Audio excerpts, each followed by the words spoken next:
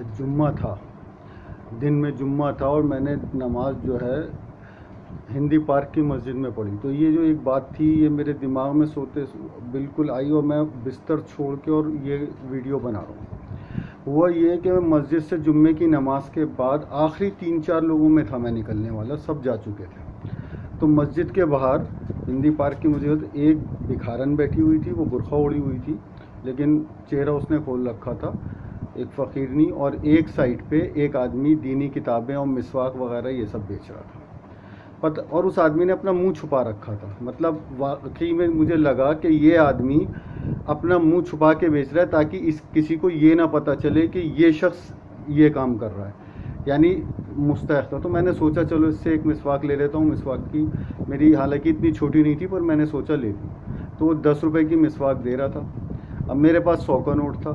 میں نے کہا بھائی 100 روپے ہو جائیں گے کھلے ہوئے. اس کے پاس 100 روپے نہیں تھے.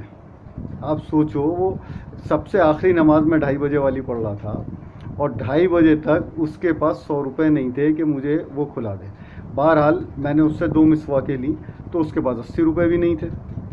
تو میں نے اس فقیرنی سے پیسے کھلائے اس لیے کہ مجھے لگا یہ ضرورت مند ہے.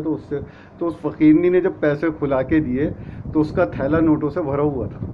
اس نے اس بات کو چیک نہیں کیا پر میں نے چیک کر لیا، اس کا تھیلا پیسوں سے بھرا ہوا تھا. اور اس نے مجھے 100 روپے کھلا دیے، میں نے اس کو بھی 10 روپے دے دیے.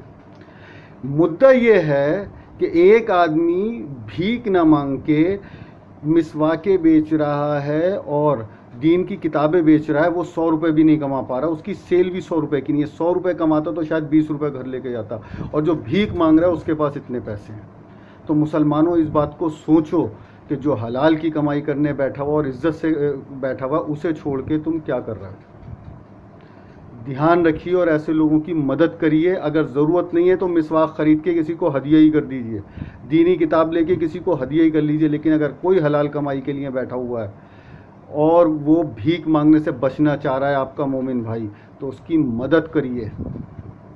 اللہ کے یہاں اس کا اجر ملے گا، کیونکہ یہ راز آپ کے اور اللہ کے بیچ ہوگا کہ آپ نے وہ چیز اس کی مدد کے لیے خریدی ہے، نہ کہ اپنی ضرورت کے لیے. السلام علیکم ورحمۃ اللہ وبرکاتہ.